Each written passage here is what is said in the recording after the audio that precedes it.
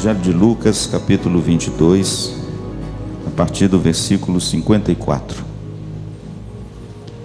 A noite fatídica de Jesus Cristo, onde Jesus foi preso e foi levado à noite, altas horas da noite, para a casa do sumo sacerdote Caifás.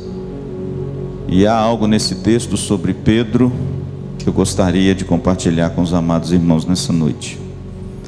Lucas capítulo 22, a partir do verso 54 até o verso 62. Diz assim a palavra de Deus: Então, prendendo-o, o levaram e o introduziram na casa do sumo sacerdote. Pedro seguia de longe. E quando acenderam fogo no meio do pátio e juntos se assentaram, Pedro tomou lugar entre eles. Entre mentes, uma criada, vendo-o assentado perto do fogo, fitando, disse: Este também estava com ele. Mas Pedro negava, dizendo: Mulher, eu não o conheço. Pouco depois, vendo o outro, disse: Também tu és dos tais. Pedro, porém, protestava: Homem, não sou. E tendo passado cerca de 1 hora, outro afirmava, dizendo: Também este verdadeiramente estava com ele, porque também é galileu. Mas Pedro insistia: Homem, não compreendo o que dizes. E logo, estando ele ainda a falar, cantou o galo. Então, voltando-se o Senhor, fixou os olhos em Pedro, e Pedro se lembrou da palavra do Senhor, como lhe dissera: Hoje 3 vezes me negarás, antes de cantar o galo. Então Pedro, saindo dali, chorou amargamente. Na realidade, irmãos, o chamado de Cristo, ele exige proximidade. Quando Jesus, em Marcos capítulo 3, no versículo 13, o texto diz que ele subiu ao monte e orou, e à noite ele desceu e escolheu os que ele mesmo quis. O versículo 13, no capítulo 3 de Marcos, diz que estes vieram para junto dele. O discípulo de Cristo, irmãos, ele é chamado para seguir a Cristo de perto.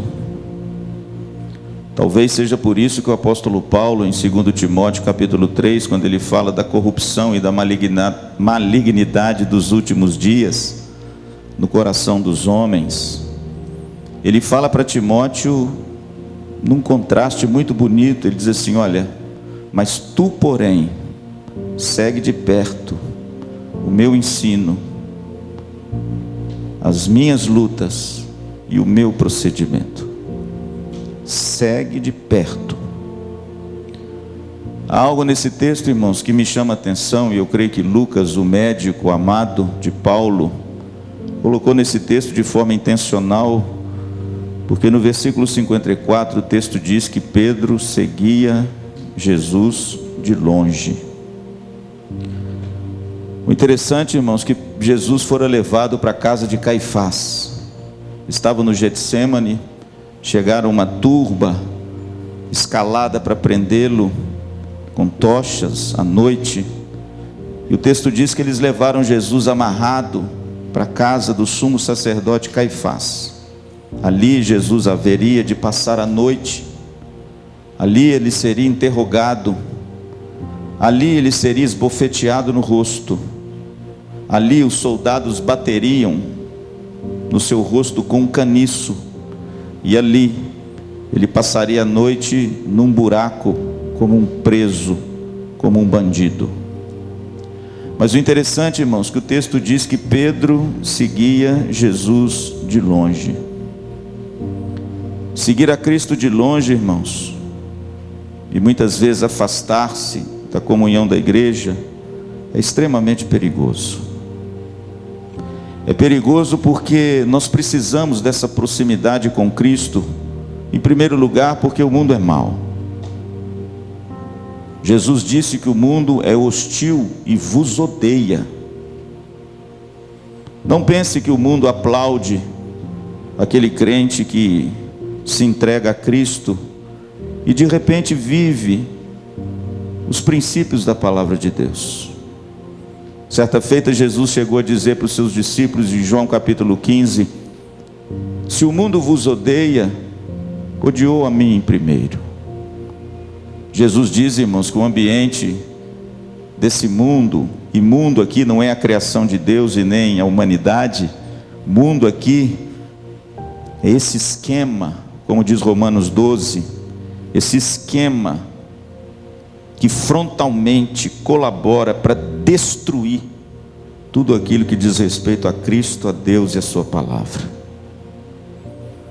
Seguir Jesus de longe, irmãos, é muito perigoso e traz consequências dolorosas e danosas para todo aquele que às vezes de forma displicente começa a se afastar, e quando assusta, está tão de longe, mas está tão de longe que não consegue mais reconhecer o seu Senhor. Quando a gente olha para esse texto de Pedro, a gente vê claramente, irmãos, aqui 5 consequências de seguir a Cristo de longe. Em tempos de pandemia, onde as pessoas estão retornando para as igrejas, algumas retornarão, outras talvez não. Se afastaram tanto, ficaram tão distantes, tanto tempo, que às vezes não encontrarão forças para retornar. Quando a gente olha para a vida de Pedro, a gente vê na trajetória da vida de Pedro, e principalmente nesse texto, porque eu vou me ater nesse texto, eu poderia levar vocês a outros textos nessa noite, mas por causa do tempo, eu quero rapidamente elencar aqui, a partir do exemplo de Pedro e da vida dele, 5 consequências desastrosas, extremamente perigosas, de nós seguirmos a Cristo de longe. A primeira delas, irmãos, versículo 55, veja o que diz a Bíblia: e quando acenderam fogo no meio do pátio, e juntos se assentaram, Pedro tomou lugar entre eles. A primeira consequência, irmãos, de seguir a Cristo de longe é o esfriamento da fé. No Evangelho de Marcos, bem como de Mateus, o texto diz que Pedro se assentou para se aquentar do fogo. Logicamente era uma noite fria, logicamente era uma noite onde na cidade de Jerusalém a temperatura deve ter declinado muito, e certamente os soldados, aqueles que prenderam Jesus e agora estavam no pátio, acenderam uma fogueira para se esquentar. E o texto diz que Pedro, então, por causa desse frio, ele se assenta e ele quer se aquentar do fogo. Dr. Charles Swindoll, ele tem livros maravilhosos, biográficos de personagens da Bíblia, e ele tem um livro que se chama Pedro. Nesse livro, aludindo a esse texto, ele diz assim: o pior frio não é o frio de fora, o pior frio é o frio de dentro. E o Dr. Charles Swindoll diz que Pedro, pelo fato dele seguir Jesus de longe, ele esfriou na fé. Quando seguimos a Cristo de longe, irmãos, nós corremos esse grande perigo, o perigo do esfriamento da fé, perder o desejo pelas coisas de Deus. Perdemos o desejo pela oração, perdemos o desejo pela leitura da palavra, perdemos o desejo de estarmos juntos em comunidade, em comunhão com os irmãos, perdemos o desejo de evangelizar, de falar de Jesus, de contar a nossa história, de repente, querido, você ser um instrumento de Deus para abençoar a vida das pessoas. Por quê? Porque o coração esfria. Seguir Jesus de longe, irmãos, a gente perde o desejo pelas coisas da igreja, pelos cultos, pela escola dominical, pelos grupos de crescimento, pelos ministérios, por aquele trabalho social que de repente você tanto gostava de fazer, mas seguir a Cristo de longe, o nosso coração vai se esfriando, e com ele a nossa fé. A Bíblia diz que o pior frio, como diz o Dr. Charles Swindoll, não é o frio que vem de fora, mas é o frio que vem de dentro.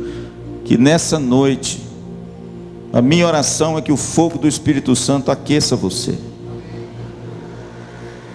A minha oração é que o fogo do Espírito Santo devolva a você o ardor, o fervor, o amor inicial, que muitas vezes, pelo fato de nós seguirmos a Cristo tão de longe, a nossa fé se esfria. O meu desejo é o mesmo que Paulo diz para Timóteo na sua primeira carta, no versículo 7 do capítulo 1. Timóteo, reavives o dom que há em ti. Em outras palavras, faça o fogo subir de novo no seu coração. Porque talvez você mesmo, meu irmão, esteja frio na fé. Não louva mais, não adora mais, não evangeliza mais, não fala mais das coisas de Deus. Talvez você esteja seguindo a Cristo de longe. A segunda consequência de seguir a Cristo de longe está aí também no verso 55. E quando acenderam fogo no meio do pátio e juntos se assentaram, olha o que diz agora: Pedro tomou lugar entre eles. E o interessante, irmãos, que todos os estudiosos desse texto dizem que tomou lugar entre eles alude ao verso 54 para exatamente as mesmas pessoas que prenderam Jesus. A ideia é essa: uma turba de homens do Sinédrio, soldados a serviço da religião judaica, foram no jardim do Getsêmani e prenderam Jesus. Levaram Jesus manietado para a casa de Caifás. Quando chegaram na casa do sumo sacerdote, entregaram ele ao Sinédrio, mas eles permaneceram aonde? No pátio. E os mesmos homens que prenderam a Cristo foram os homens que de repente fizeram uma fogueira. Mas sabe o que o texto diz? Que Pedro tomou lugar entre eles. Pastor, qual a segunda consequência de seguir a Cristo de longe? É a aproximação com o mundo. Não tem jeito, irmãos. Não tem jeito de nós nos aproximarmos das duas coisas ao mesmo tempo. O apóstolo João, ele vai mais longe ainda. Não sou eu quem estou dizendo isso, é ele quem diz isso na sua primeira carta. Se você se torna amigo do mundo, você é inimigo de Deus. Porque tudo que há no mundo, a concupiscência dos olhos, a concupiscência da carne e a soberba da vida, não procedem de Deus, mas do mundo. Quem diria, irmãos, quem diria, aquele homem que se assentou na ceia com Jesus Cristo, minutos atrás, e que foi chamado por ele, João capítulo 15, versículo 15, de amigo, agora se assenta na mesma roda dos seus algozes. Por quê, pastor? Porque seguir a Cristo de longe, você começa a se aproximar de outras coisas. Você começa a desejar outras coisas. Você começa a ter comunhão com outras coisas. E muitas dessas coisas são os próprios inimigos de Cristo. O primeiro salmo da Bíblia fala isso, né? Bem-aventurado aquele homem que não anda no conselho dos ímpios, não se detém no caminho dos pecadores, nem se assenta na roda dos escarnecedores. Antes, o seu prazer está onde? na lei do Senhor, e na sua lei ele faz o quê? Medita de dia e de noite. Mas Pedro não, irmãos.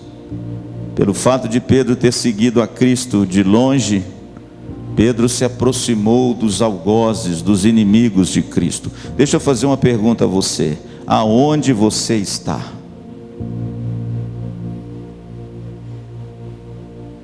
Qual é o lugar que te dá prazer? Aonde você se sente à vontade?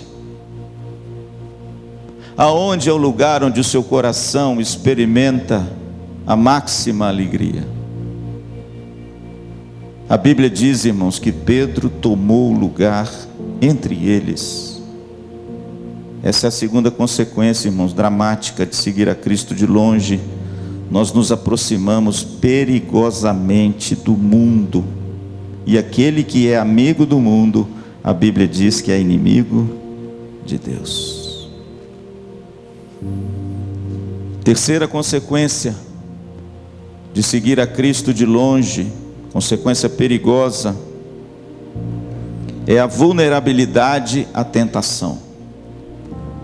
A terceira consequência de seguir a Cristo de longe é que nós nos tornamos extremamente vulneráveis quando a tentação bate à sua porta. E ouça o que o pastor Luciano vai dizer: e vai bater.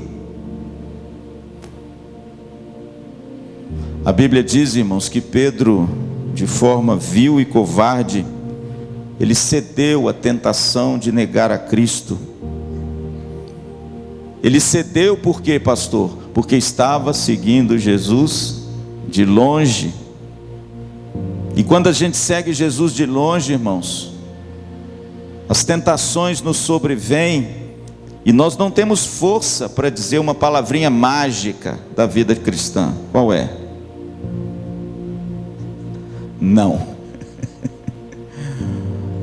Inclusive nesse livro meu que Deus me deu a graça de escrever, Jesus de Nazaré, se você não tem, adquira, uma leitura maravilhosa. Não foi porque eu escrevi, não, porque se eu não achar bom as coisas que eu leio, quem vai achar? Mas no último capítulo, irmãos, eu terminei o livro com o convite de Jesus, e nesse capítulo eu falo da liberdade que Cristo dá. E eu falo o que significa a verdadeira liberdade, não a liberdade dos filósofos, e nem a liberdade que de repente os jovens hoje acham que possuem. Eu sou do tempo, Elias, da propaganda que liberdade era usar uma calça jeans. Você é desse tempo também? Hoje, irmãos, é muito pior. No último capítulo eu falo que a verdadeira liberdade cristã, para o qual Cristo te liberta, quando Jesus mesmo disse: se o Filho vos libertar, verdadeiramente sereis o quê? Livres. Pastor, que liberdade é essa? Não é liberdade para você dizer sim para tudo. Isso não é liberdade. Isso é clausura existencial. Isso é prisão existencial. A verdadeira liberdade que Cristo te liberta é o poder que você tem de agora dizer não para aquilo que você sabe que te prejudica a sua família e entristece o seu Deus. Quem pode dizer não? Só quem anda perto de Cristo. Me perdoem, meus irmãos, se vocês são como eu preciso muito de andar perto de Cristo, porque eu tenho muita vontade às vezes de dizer sim. Você não tem, não? Quem aqui não tem? Pastor, por que a gente tem essa capacidade de dizer não? Porque nós seguimos a Cristo de perto, e quando a gente segue a Cristo de perto, o seu poder nos fortalece, amém? Para quê? Para quando a tentação bate na sua porta, e olha que hoje ela está batendo de todos os modos, mas quando ela bate na sua porta, querido, você tem o poder dado por Cristo de dizer não. Não ao pecado, não à tentação, porque agora você sabe o que isso pode produzir na sua vida. Hebreus capítulo 12, o meu presbítero Antônio leu o texto. Hebreus capítulo 12, a Bíblia diz que o pecado tenazmente nos assedia.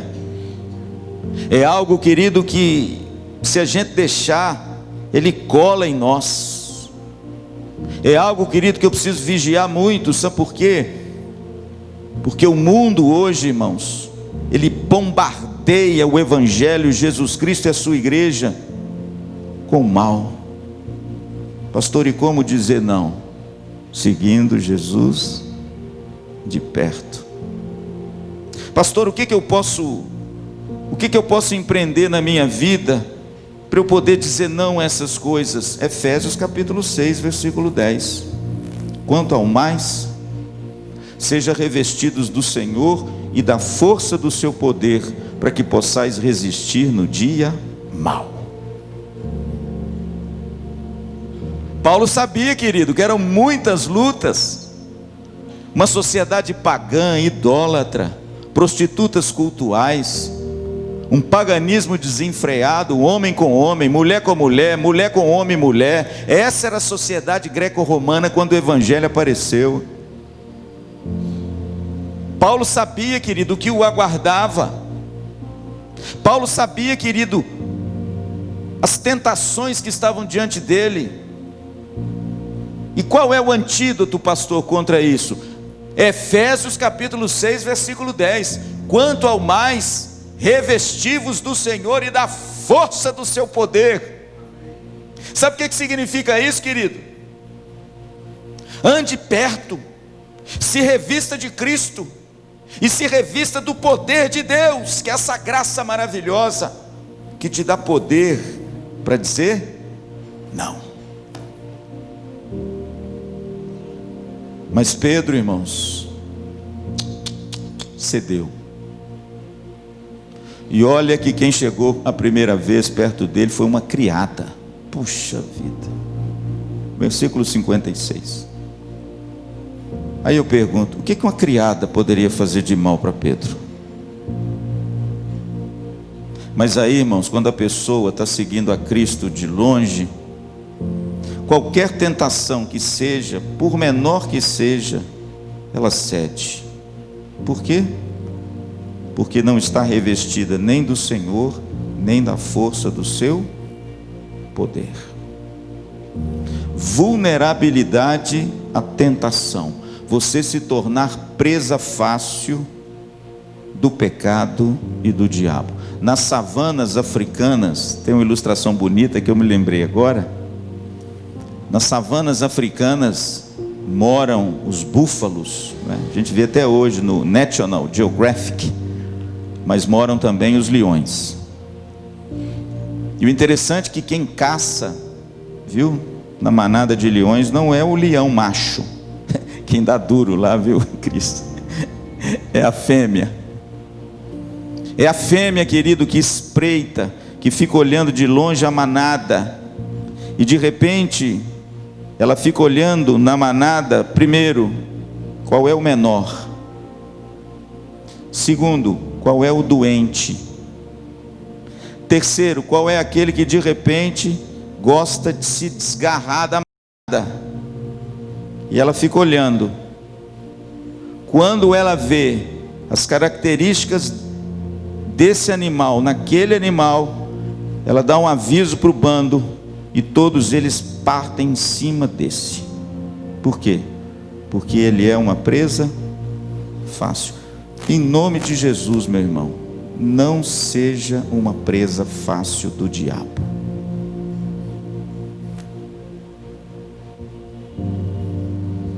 Primeiro Pedro diz que ele anda ao derredor, procurando alguém para tragar. Essa é a imagem. A imagem de uma leoa faminta, que de repente observa o fraco, o pequeno e o desgarrado, e diz para os companheiros: é esse, e ele então se torna presa fácil. Vulnerabilidade à tentação.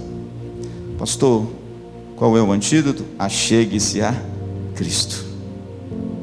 Achegue-se no braseiro de Cristo, que é a sua igreja. Não se afaste.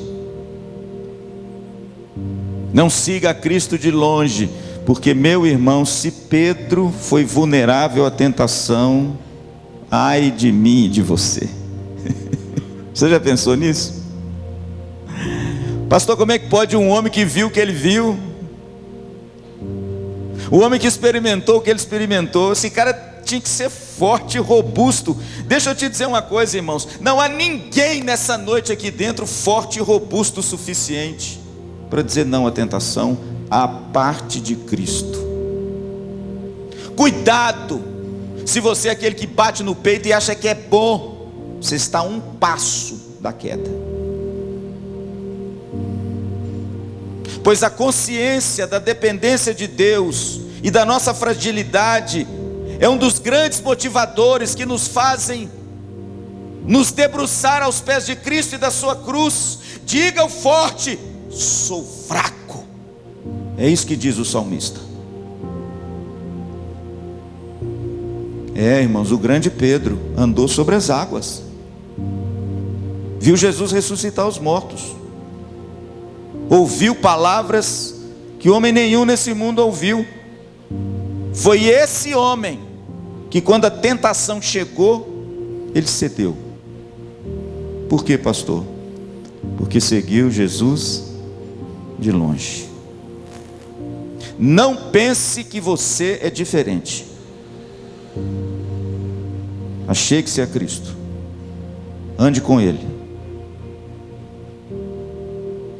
se misture no seu braseiro, e aí a sua brasa, que pode estar fria, vai se aquecer de novo. Amém. Pastor, qual a quarta consequência? Versículos 56 a 60, diz assim: entre mentes uma criada, vendo-o assentado perto do fogo, fitando, disse: este também estava com ele. Mas Pedro negava, dizendo: mulher, eu não conheço. Pouco depois, vendo o outro, disse: também tu és dos tais. Pedro, porém, protestava: homem, não sou. E tendo passado cerca de 1 hora, guarde isso aí, tendo passado cerca de 1 hora, outro afirmava, dizendo: também este verdadeiramente estava com ele, porque também é galileu. Verso 60, mas Pedro insistia: homem, não compreendo o que dizes. E logo, estando ele ainda a falar, cantou o galo. Qual é a quarta consequência, irmãos, de seguir Jesus de longe? Uma leva concomitantemente a outra. Se ficamos vulneráveis à tentação, a quarta só pode ser o fracasso do nosso testemunho. A quarta consequência, irmãos, e que está ligada intimamente às outras três, é o fracasso do nosso testemunho. Pedro fracassou na hora de repente dizer: sou mesmo, eu sou um deles mesmo, louvado seja Deus que eu sou um deles. Mas não. E sabe o que torna o fracasso de Pedro tão vil? E eu elenco para você 3 razões. Primeiro, ele teve 3 chances de afirmar o seu compromisso com Jesus. 3. E você quer ver uma coisa? Do segundo para o último, ele teve 1 hora para pensar assim, quer ver? Meu Deus, o que eu fiz? Muitas vezes, né, irmãos, a gente escorrega no nosso testemunho, não é? Mas aí às vezes a gente, não é? A gente sente uma dor no coração e fala assim: meu Deus, tá igual o Evandro Mesquita na Blitz, eu estava nervoso. E às vezes, irmãos, a cabeça da gente volta no lugar, a gente pisa no chão, fala: meu Deus, o que eu fiz? Deixa eu consertar. Irmãos, sabe o que torna o fracasso do testemunho de Pedro tão vil? Os 2 primeiros ele nega, mas depois Deus ainda deu para ele 1 hora, para ele pensar no que ele tinha feito. E só depois que vem uma terceira pessoa e ele de novo nega. Pastor, por que o testemunho de Pedro fracassou de forma tão vil? Segundo, porque ele estava diante de pessoas que não poderiam fazer nada contra ele se não fosse a manda do Sinédrio. Ele estava diante de serviçais. Aí eu pergunto, irmãos, se a gente não consegue dar um testemunho de Cristo nas pequenas coisas, como é que a gente vai dar nas grandes? Se numa coisa tão simples, irmãos, com um serviçal que não pode fazer nada com Pedro, ele negou a Jesus de forma tão vil, quanto mais se a gente for de repente diante de uma situação onde talvez você perca até seu emprego.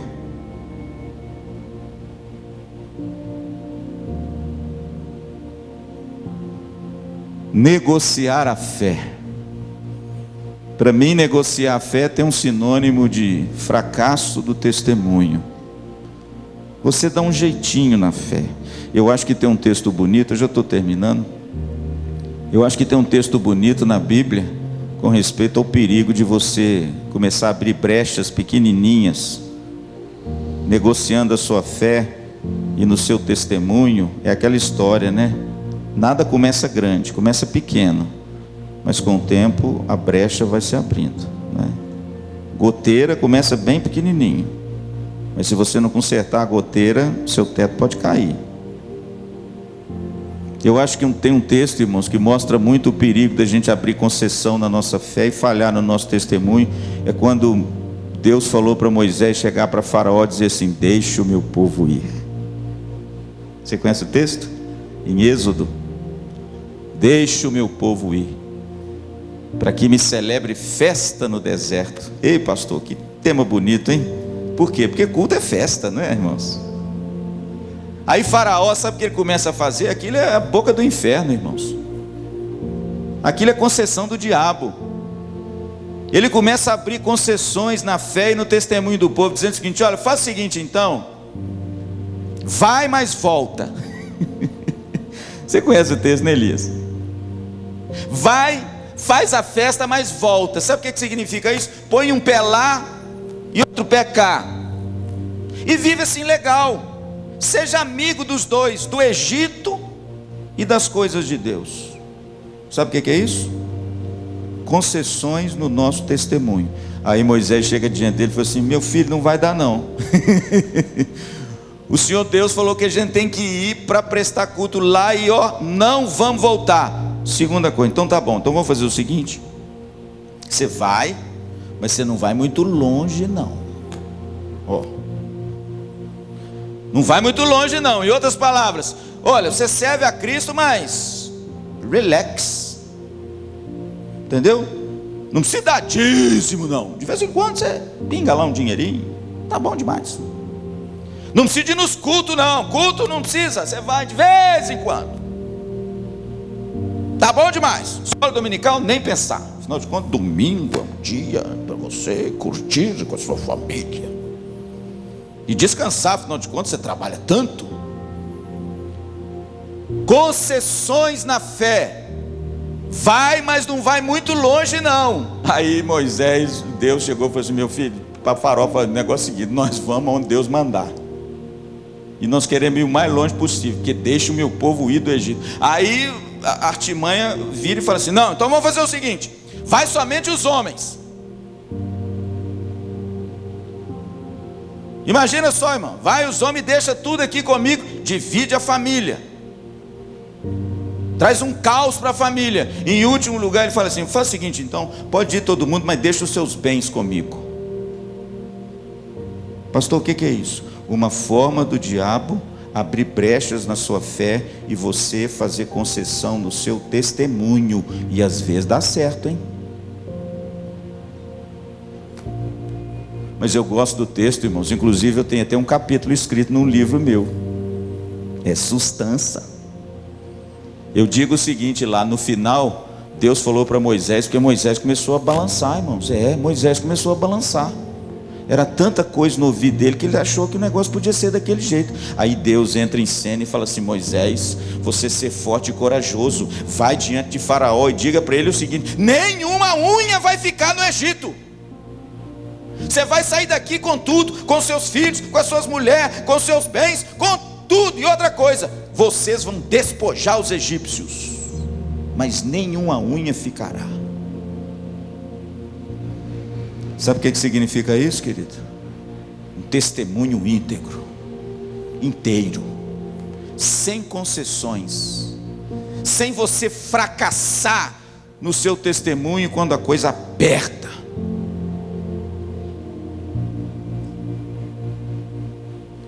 Nós temos histórias, não temos, irmãos? Ah, irmãos, a gente tem muita história. Eu acho que você também tem.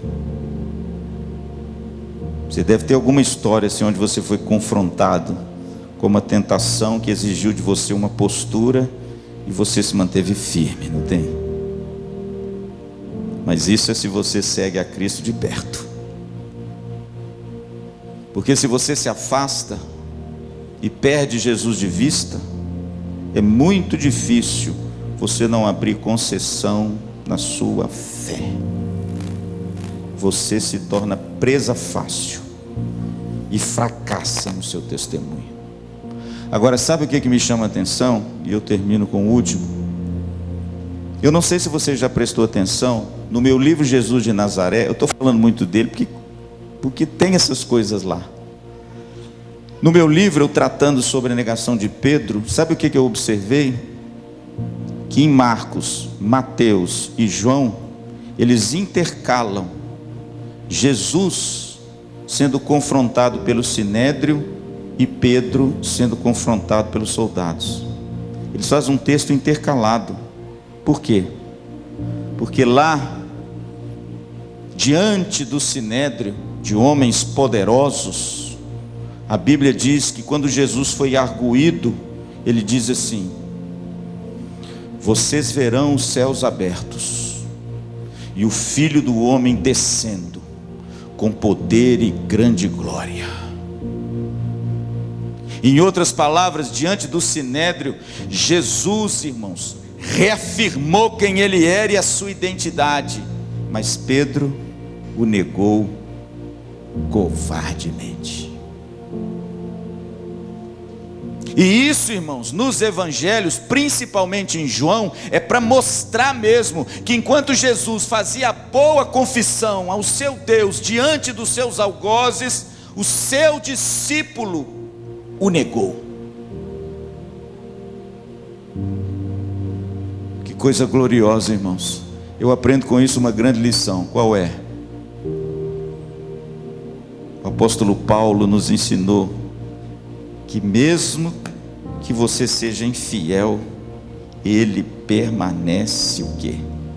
Fiel. É lindo isso, não é, irmãos? Mesmo que você o negue, mesmo que o seu testemunho fracasse, o testemunho dele ao seu respeito não fracassará, se você é uma ovelha dele. É muito lindo isso, irmãos.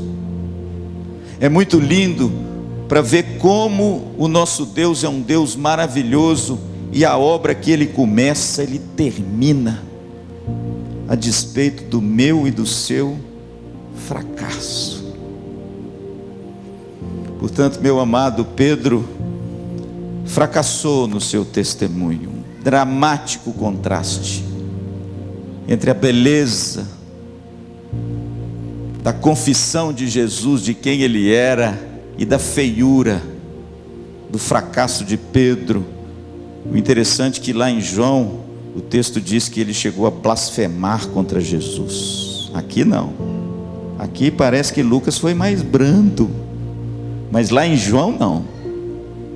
Lá ele chega às raias de dizer que Jesus começou a blasfemar contra a pessoa de Jesus. E por fim, pastor, qual é a última consequência que eu vejo nesse texto do perigo da gente seguir Jesus de longe? Vamos fazer uma retrospectiva. A primeira consequência qual é? O esfriamento da fé. Veja que um segue o outro. E quando a nossa fé esfria, segundo, nós nos aproximamos do mundo. Claro, quando a brasa começa a esfriar, você começa a se aproximar daquilo que é frio, daquilo que não tem nada a ver com Deus. E de repente, quando a gente assusta, é lá que a gente tem a nossa alegria. Terceiro, é a vulnerabilidade à tentação. Por quê? Porque quando a gente se aproxima demais do mundo e começa a beber demais dessa água poluída, você fica vulnerável. E certamente, querido, quando a tentação bater na sua porta, você não vai ter coragem de dizer não. E em quarto lugar, claro, dizendo não, fracassa o seu testemunho. E na hora que Cristo precisa que você mostre para o mundo e para as pessoas que você é alguém que foi alcançado por uma graça maravilhosa e que a sua cosmovisão do mundo é diferente, é uma cosmovisão bíblica, seu testemunho vai por água abaixo. Mas o último, irmãos, versículo 62 diz assim: então Pedro, saindo dali, chorou amargamente. A quinta e última consequência, irmão, de seguir Jesus de longe é a tristeza amargurada. Lágrimas de amargura tomaram os olhos desse homem. Olha, um homem enérgico, um homem que foi tido como o chefe do colégio apostólico, que na verdade o foi, né? Depois que Jesus o restaurou em João 21 e o Espírito Santo desceu. Mas Pedro sempre era aquele homem que tomava a dianteira, ávido, enérgico, voluntarioso. Mas engraçado que esse homem agora, irmãos, como dizia uma poetisa mineira, ele bebe lágrimas, e lágrimas amargas, porque o texto diz que ele chorou amargamente. Essa é a quinta e última consequência de seguir a Cristo de longe. Qual é, pastor? Tristeza, angústia, lágrimas. Lágrimas, irmãos, porque é isso que a gente colhe. Reverendo Hernandes, num dos comentários dele, ele diz que esse mundo é um vale de lágrimas. E é verdade, irmãos. O grande oásis que existe nesse mundo tem um nome, e esse nome é Jesus Cristo. E tem um lugar, e esse lugar é a igreja de Jesus Cristo. Tirando isso, irmãos, é vale de lágrimas, lágrimas amargas. Eu estava pensando nesse texto essa semana, que eu vou terminar. Eu me lembrei de um texto que eu li, de um homem que deu um testemunho bonito da morte do seu filho. E ele escreveu um livro muito lindo, e esse livro foi publicado, eu não lembro bem o nome do livro, posso até trazer depois para vocês, que eu tenho na minha casa. Esse livro foi publicado, se não me engano, pela editora Ultimato, lá de Viçosa, do nosso querido pastor Elben César. Esse homem perdeu seu filho, irmãos, de uma maneira vil, assim, de uma maneira terrível. E ele sofreu muito com a perda do seu filho. Mas o que ele escreveu nesse livro dele, uma das coisas que ele escreveu me chamou muita atenção, porque fala sobre as lágrimas. Ele diz assim: o meu filho está morto, eu derramo muitas lágrimas. Contudo, eu agora olharei o mundo através das minhas lágrimas. Talvez eu veja coisas que eu não veria com os olhos secos.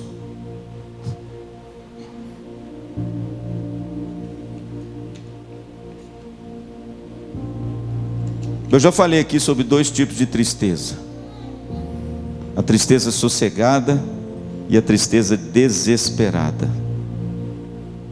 A tristeza sossegada é a tristeza desse pai, que ele sabe que as lágrimas dele funcionam como uma lente, pelo qual ele possa enxergar de novo as coisas que com os olhos secos ele perdeu de vista. A minha oração nessa noite é que se porventura você está colhendo lágrimas, as suas lágrimas sejam de tristeza sossegada. Por quê? Porque as lágrimas de tristeza sossegada te levam ao arrependimento, à confissão e à fé. Mas as lágrimas de uma tristeza desesperada te levam à morte. Agora eu quero te dar uma boa notícia.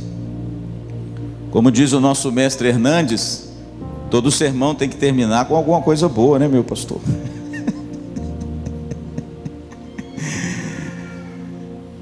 Irmãos, mas esse texto é maravilhoso, sabe por quê?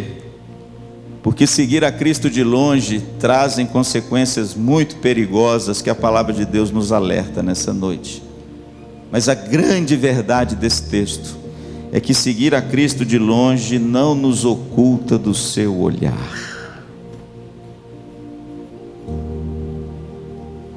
Jesus estava dentro da casa de Caifás.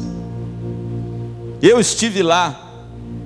Nós fomos no local onde eles depositaram o corpo de Jesus, dentro da casa de Caifás, uma ruína hoje na cidade de Jerusalém. Pelo menos eles dizem que é. Descemos o buraco, nós estivemos lá. Foi um dos momentos mais emocionantes que eu tive na minha viagem lá, dentro daquele buraco.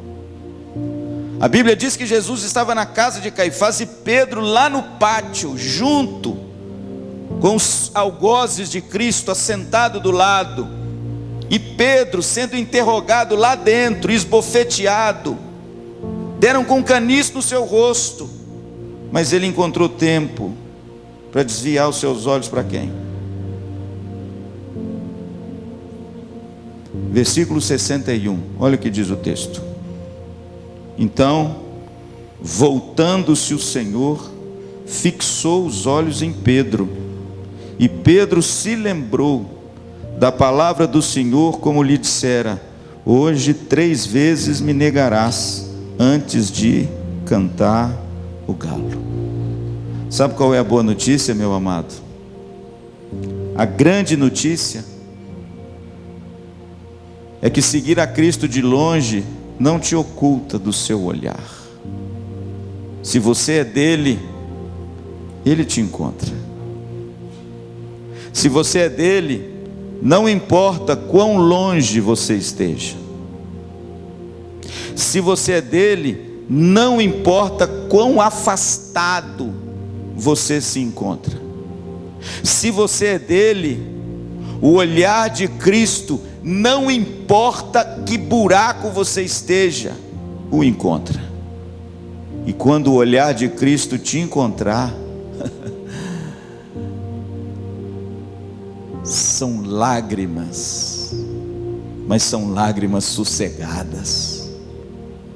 É uma tristeza, querido, que cala fundo a sua alma, não para te desesperar, mas para trazer você de volta. A minha oração, meu amado,